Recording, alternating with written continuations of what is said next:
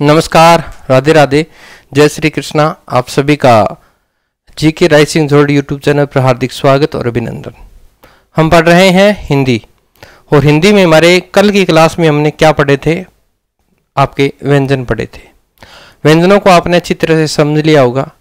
अब जो पूर्व के एक बार एग्जाम में प्रश्न पूछ लिया गया था, प्रयत्न के आधार पे कितने प्रकारों में बांटा गया है, तो ध्यान रखिएगा। प्रयत्न किसे कहते हैं? जब जिस प्रकार हम किसी वर्ण का उच्चारण करते हैं तो मुख उस समय क्या करता है कि यत्न करता है, एक चेष्टा करता है, वही क्या कहलाता है? आपका प्रयत्न करता है। कि वर्णों के उच्चारण में जो मुख द्वारा किसी प्रकार की जो चेष्टा या यत्न किया जाता है वो प्रयत्न कहलाता है। प्रयत्न के आधार पर अगर बात करें तो प्रयत्न के आधार पर दो भागों में बांटा गया है। एक तो होता है अभ्यंतर प्रयत्न, एक होता है बाह्य प्रयत्न। अर्थात कहने की बात करें, अभ्यंतर का मतलब होता है आंतरिक और बाह्य का मतलब बाह्य। जब बाह्य का हो गया कि जब मुख का जो आकार होता है वो बाह्य रूप से दिखता है। एक होता है आंतरिक। आंतरिक का अर्थ जो श्वास वायु आती है तो शरीर के किन भागों से स्पर्श करती हुई आती है। तो वो सीधा सा प्रश्न ये पूछ सकता है कि जो व्यंजन होते हैं उनका बाह्य या अभ्यंतर प्रयत्न के आधार पर कितने वर्गों में बांटा गया है। तो हम सबसे पहले आपने पीछे आपको दिख रहा होगा, देखो, प्रयत्न के आधार पर वर्णों के उच्चारण करते समय मुख द्वारा किया जाने वाला यत्न क्या कहलाता है? प्रयत्न कहलाता है। और प्रयत्न कितने प्रकार का है? दो प्रकार का है। एक तो है अभ्यंतर प्रयत्न और दूसरा है बाह्य प्रयत्न। अभ्यंतर प्रयत्न कितने प्रकार का है? 8 प्रकार का है। कितने प्रकार से है? 8 प्रकार से है। तो ये कौन कौन से हैं उन सब का जिक्र अपन कर लेते हैं। चलिए, तो सबसे पहले अगर बात करें, ये मैंने आपको वैसे तो बता ही दिया, अभ्यंतर प्रयत्न, ठीक है। इसकी बात करें, वर्णों के उच्चारण, जब हम वर्णों का उच्चारण करते हैं और जो प्रारंभ करते हैं, जब वर्णों के उच्चारण को हम क्या करते हैं? प्रारंभ करते हैं। और प्रारंभ में जो क्या लगता है, समय लगता है या प्रयत्न किया जाता है, वो कौन सा प्रयत्न कहलाएगा? अभ्यंतर प्रयत्न कहलाएगा। जबकि वर्णों के उच्चारण में जो प्रारंभ में प्रयत्न होता है या शरीर के आंतरिक भागों में जो प्रयत्न किया जाता है, बोलने की जो चेष्टा की जाती है, वो अभ्यंतर प्रयत्न कहलाता है। तो सबसे पहले अपन देखें इसको कितने भागों में बांटा गया है? 8 भागों में बांटा गया है। अब 8 भागों की बात करें तो यहां से प्रश्न हर बार पूछ लेता है। एक तो आपको अगर वो पूछ ले सीधा स्पर्श व्यंजन कितने हैं, एक आ जाता है स्पर्शी व्यंजन कितने हैं। मैं पीछे करवा के आया हूं, स्पर्श व्यंजन कितने हैं? 25 हैं। अगर वो आपको स्पर्शी व्यंजन पूछे तो ध्यान रखिएगा, आपको उसका उत्तर क्या कर देना है? 16 ही है। ये किसके वर्गीकरण के आधार पर है? अभ्यंतर प्रयत्न के आधार पर है। इसका पहला पार्ट है स्पर्शी व्यंजन। और स्पर्शी व्यंजनों की अगर वो आपको संख्या पूछे तो कितनी करनी है? 16 करनी है। अब स्पर्शी व्यंजन होते कौन कौन से हैं?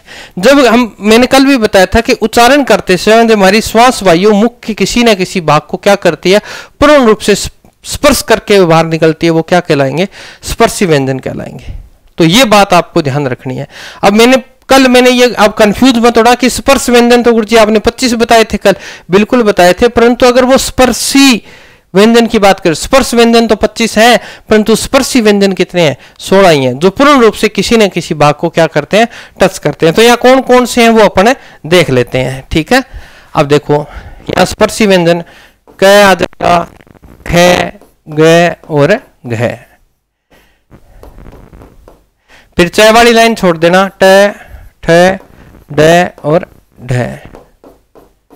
फिर है त, थ, द और ध। और फिर आ जाएगा प, फ, ब और भ।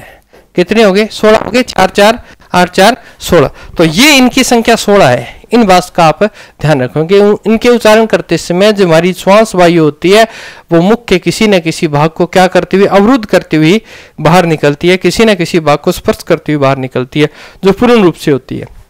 तो इनकी संख्या कितनी है? स्पर्श व्यंजनों की संख्या 16 है। ये आपको ध्यान रखना है, स्पर्शी व्यंजन। फिर 2 नंबर में हम यही लिख लेते हैं। 2 नंबर में लिखना है आपको स्पर्श संघर्षी व्यंजन, ठीक है। स्पर्श संघर्षी व्यंजन कितने हैं? तो ध्यान रखिएगा, स्पर्श तो करते हैं परंतु वो संघर्ष करके बाहर निकलते हैं। डेफिनेशन क्या हो जाएगी, जब उच्चारण करते समय हमारी जो श्वास वायु होती है वो मुख के किसी न किसी भाग से अवरुद्ध जरूर होती है, श्वास वायु किसी ने, परंतु वो एक घर्षण करके बाहर निकलती है, इसीलिए इन्हें क्या कह दिया है, स्पर्श संघर्षी व्यंजन कहा जाता है। तो इनकी संख्या कितनी है? इनकी संख्या है 4। कौन कौन से हैं? च, छ, ज और झ। ये बात आप ध्यान रखें, क्योंकि इनका उच्चारण करोगे ना च, च, ज, झ, तो इस तरह से लगता है कि संघर्ष कर रहे हैं। तो यानी ये स्पर्श तो करते हैं, किसको करते हैं? चाय वाली लाइन तालु बोलते हैं, तालव्य को करते हैं, परंतु ये संघर्ष भी करते हैं, इसीलिए इनका नाम क्या रख दिया है? स्पर्श संघर्षी व्यंजन इनका नाम है, रख दिया है। अब हम 3 नंबर की बात करें। 3 नंबर नासकीय व्यंजन। नासकीय व्यंजन। अब देखो, इसमें तो नाम मैंने आपको वैसे तो करा दिए।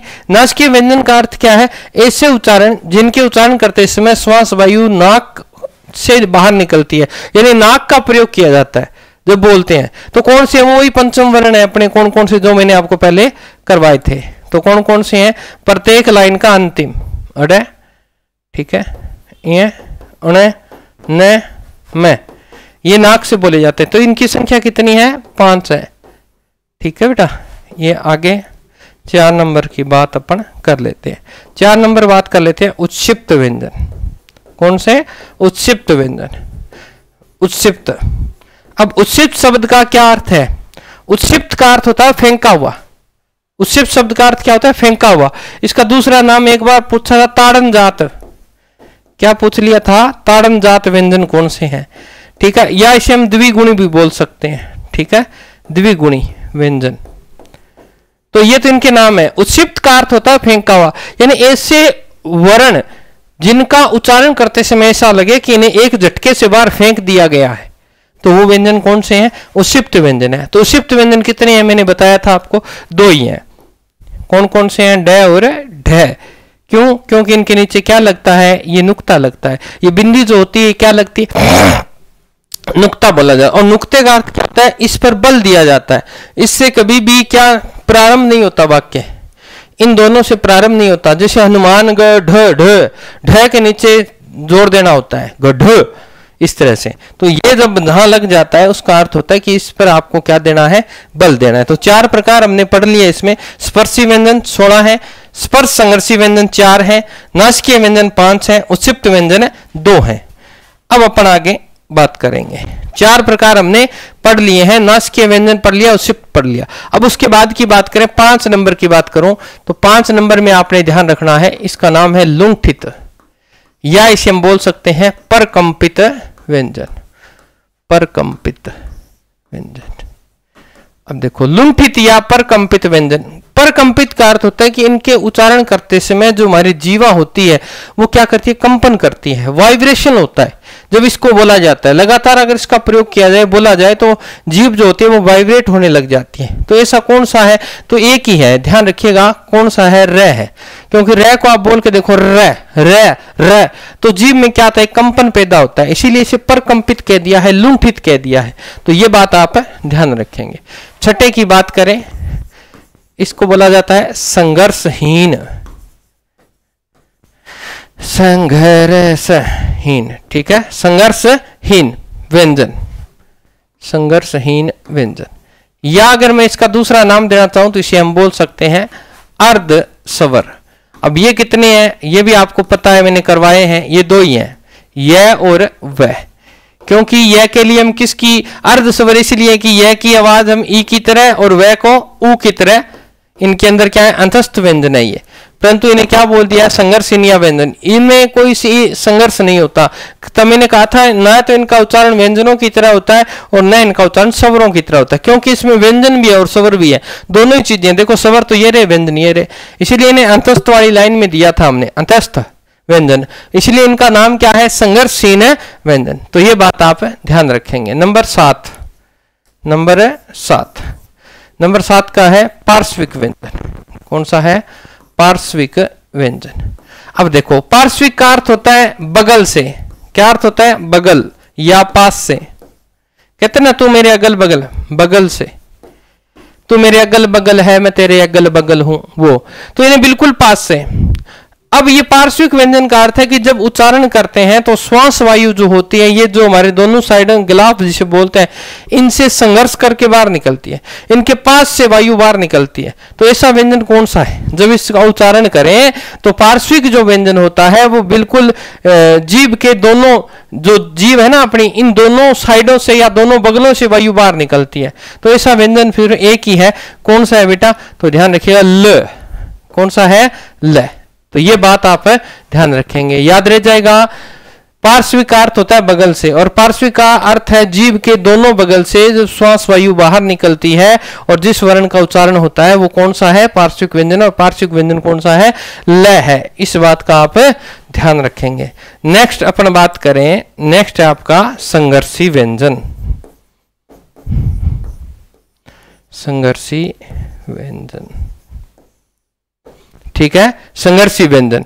ये बात आप ध्यान रखेंगे कि संघर्षी का अर्थ है कि जब इनका उच्चारण किया जाता है तो श्वास वायु इतनी नजदीक आ जाती है, हमारे मुख के जो भाग होते हैं वो इतने नजदीक आते हैं कि वायु इनसे क्या करके निकलती है? संघर्ष करके बाहर निकलती है, घर्षण करके बाहर निकलती है। इसीलिए इनका नाम क्या रख दिया? संघर्षी व्यंजन। तो ये है कौन कौन से? तो आपको पता होगा, संघर्षी में उसमें व्यंजन जो लिखाए थे वो क्या है? संघर्षी व्यंजन है। तो इतना ध्यान रखना। इसमें आप लिखना चाहो तो मैं डेफिनेशन के रूप में लिखवा सकता हूं, लिख सकते कि उच्चारण करते समय मुख के दो अवयवों के बीच बिल्कुल अवरुद्ध हो जाते हैं और ऐसा लगता है कि वायु संघर्ष करते हुए बाहर निकल रही है, वो क्या कहलाएंगे? संघर्षी व्यंजन कहलाएंगे। तो ये कौन कौन से हैं? तो देखो ये कौन कौन से हैं?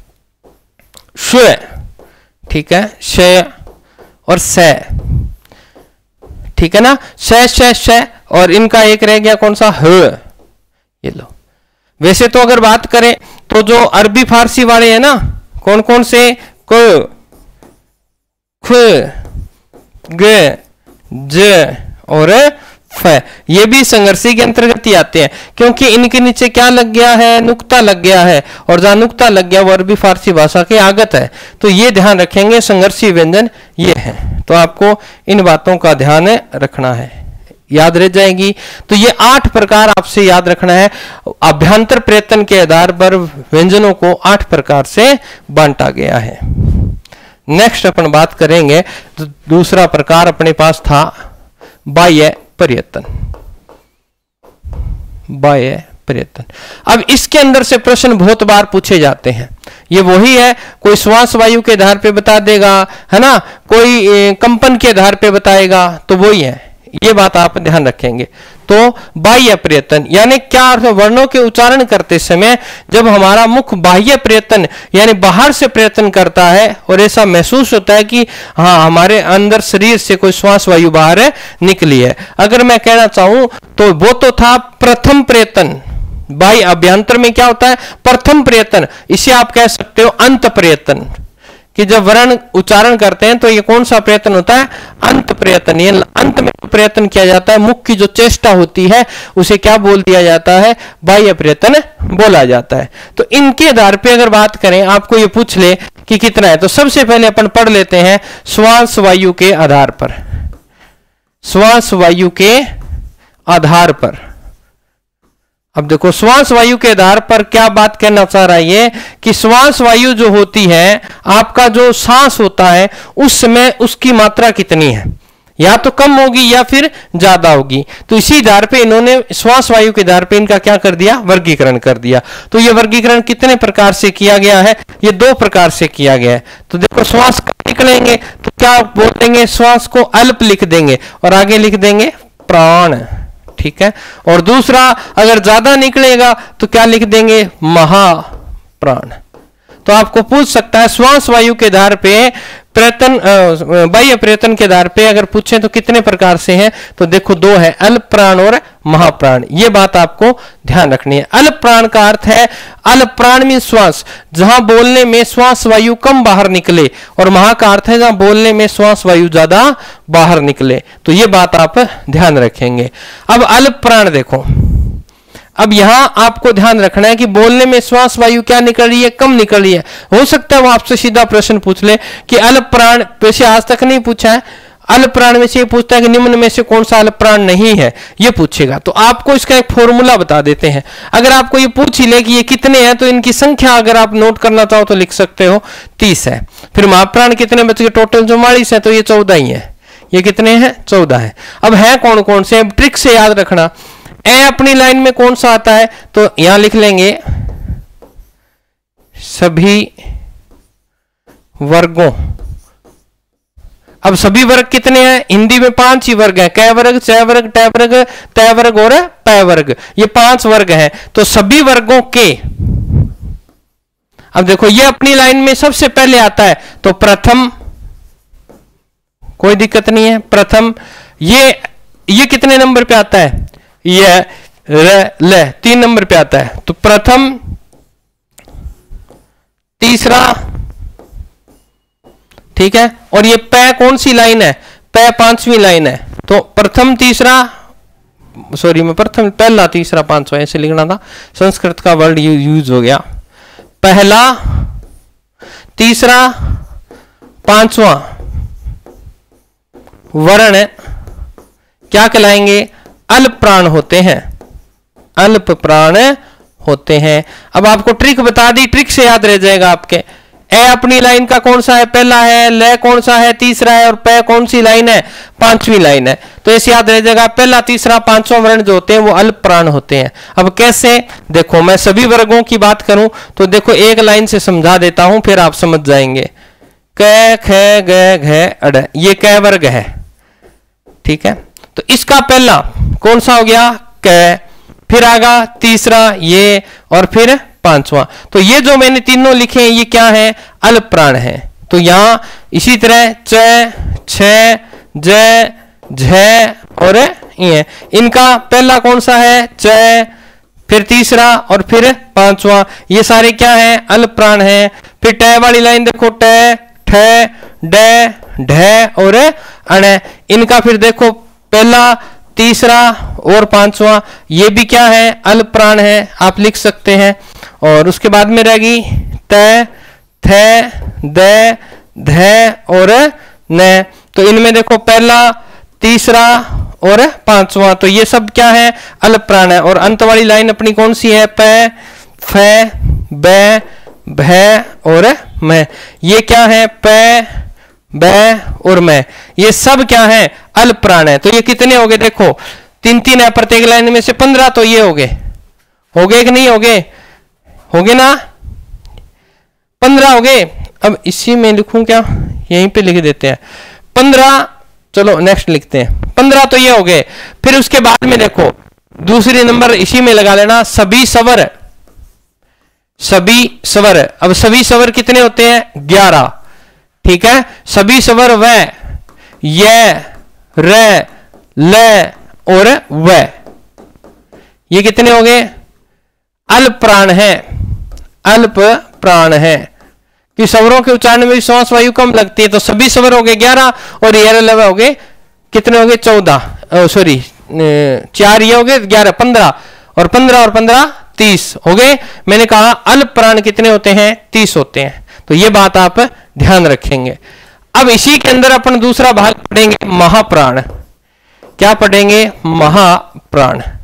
और महाप्राण में मैंने आपको बताया कि जब वर्णों का उच्चारण किया जाता है तो हमारी श्वास वायु जो होती है वो अल्प प्राण की बजाय दुगनी बाहर निकलती है। जो अल्प प्राण में वायु निकलती है उससे डबल निकलती है।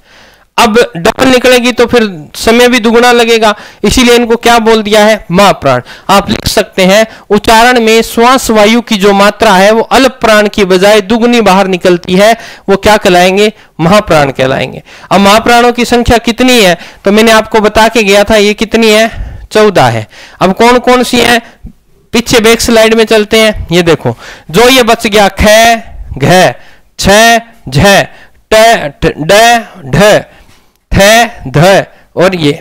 अब इसको कैसे याद करना है तो देखो ये प्रत्येक वर्ग का कौन सा, प्रत्येक यहां लिखना चाहो तो लिख सकते हो, प्रत्येक वर्ग का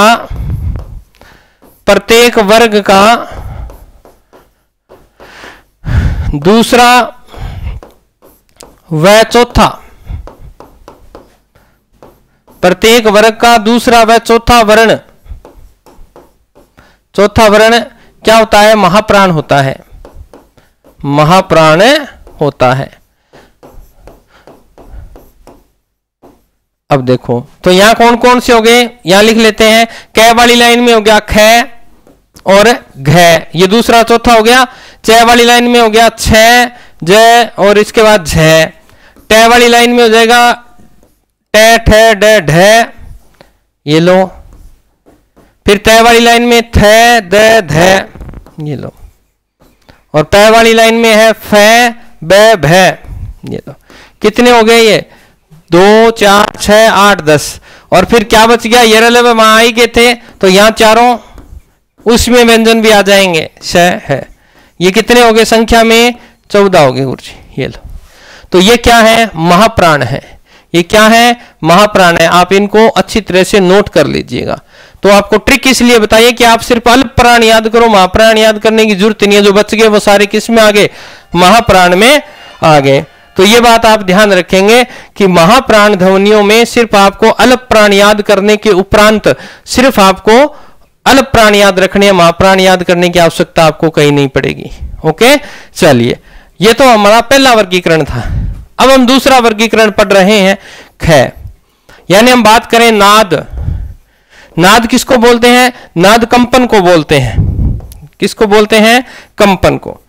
कंपन के आधार पर, यानी जो ध्वनियों का उच्चारण करते हैं उस समय कंपन पैदा होता है, आवाज आती है, उस आवाज के आधार पर वर्गीकरण किया गया है। किसका?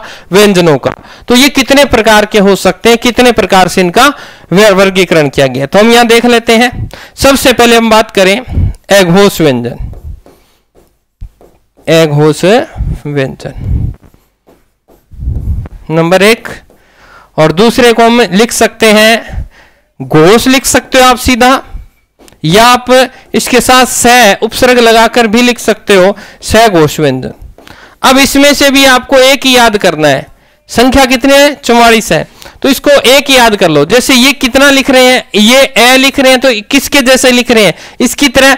और ये यहां लगा दो तो कितनी है संख्या में? अ घोष व्यंजन कितने हैं? 13 है। अ घोष व्यंजन कितने हैं? 13 है। बाकी कितने बच गए? 13। तो ये कितने बच गए? 31 बच गए। 31 और 13 कितने हो गए? 44 हो गए। ऐसे याद आप रख सकते हो। अब देखो मैं यहां आपको करवा, सॉरी ये निकल गया। यहां मैं लिख रहा हूं अघोष, अघोष व्यंजन। डेफिनेशन में अगर आप लिखना चाहो तो लिख सकते हो कि उच्चारण में जो स्वरतंत्री होती है, उच्चारण में जो स्वरतंत्री होती है उसमें क्या हो जाता है? नाद उत्पन्न होता है।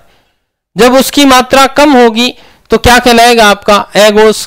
यानी नाद बहुत कम आएगा और एक में नाद बहुत ज्यादा आएगा तो वो क्या कहलाएगा? जिसमें नाद ए का अर्थ होता है नहीं, जिसमें नाद नहीं होता वो क्या कहलाएगा? अघोष। और जिसमें नाद होता है वो क्या होगा? घोष होगा। तो उच्चारण में स्वरतंत्री में या कंपन उत्पन्न नहीं होता, नाद उत्पन्न नहीं होता, आवाज उत्पन्न नहीं होती, बहुत कम मात्रा में होती, उसे क्या बोलते हैं?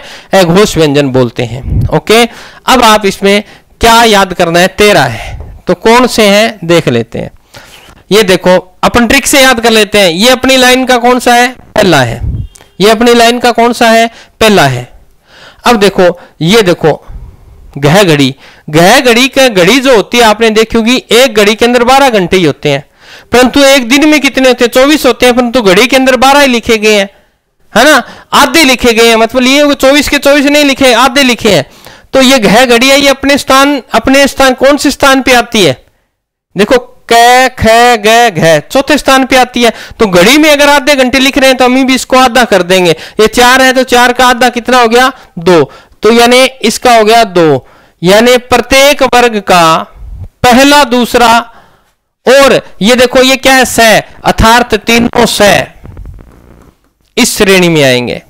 प्रत्येक वर्ग का पहला, दूसरा वर्ण और श तीनों आएंगे तो कितने हो जाएंगे? वही हो जाएंगे। देखते हैं प्रत्येक वर्ग का। प्रत्येक वर्ग में आ गया, पहला आ गया क ख, फिर आ जाएगा च छ, फिर आ जाएगा ट ठ, फिर आ जाएगा त थ, और फिर आ जाएगा प और फ। और आपके 3 ये रह गए, श श और श। अब जोड़ लो 1 2 3 4 5 6 7 8 9 10 11 12 13। अब बाकी जो बच गए वो कौन से बच गए? अब बस एक ही याद कर लो ना, ए घोष याद कर लो, घोष अपने आप याद हो जाएंगे कि ए घोष 13 है, बाकी बच गए तो 31 है। ऐसे याद आप इन्हें रख सकते हो। चलिए 2 नंबर की बात कर लेते हैं। इन्हें हम सह घोष भी बोलते हैं, इन्हें हम घोष भी बोलते हैं, घोष व्यंजन। कि जब उच्चारण में स्वर तंत्रियों के अंदर नाद उत्पन्न हो, कंपन उत्पन्न हो, वो क्या कहलाएंगे? आपके सह घोष या घोष व्यंजन कहलाएंगे।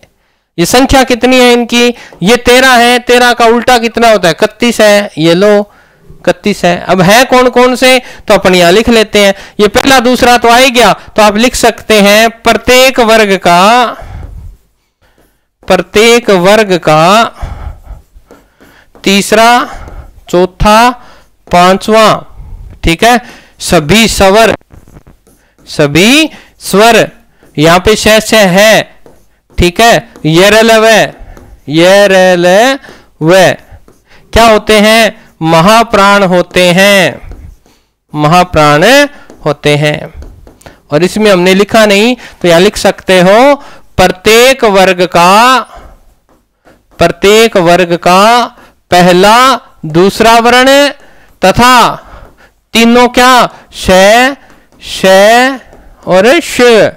ये क्या है? ये आपके अघोष व्यंजन है। अब देखो प्रत्येक वर्ग का तीसरा चौथा, अपने पास वर्ग कितने हैं? 5, और 5 में से प्रत्येक लाइन में से 3 आ रहे हैं तो कितने हो गए? 15। तो ये हो गए। अब कैसे एग्जाम्पल के रूप में दिखें तो ये हो गया प्रत्येक लाइन का, देखो क ख ग गड़ है ना, ये लो। फिर आ जाएगा च छ ज झ इ ट ठ ड ढ अण, फिर आए त थ, फिर आएगा द ध और न, फिर आएगा प फ, फिर आएगा ब भ और मैं। ये कितने हो गए? 3 6 9 12 15। अब आपके बच गए सभी स्वर और आपका बच गया है, य, र, ल और व। तो 15 के बाद में 16 17 18 19 20 ये हो गए। और स्वर कितने होते हैं? 11। 20 और 11 कितने होते हैं? 31 होते हैं। तो ये क्या हो गया? आपके समझ में आ गया? ये क्या कह रहे हो?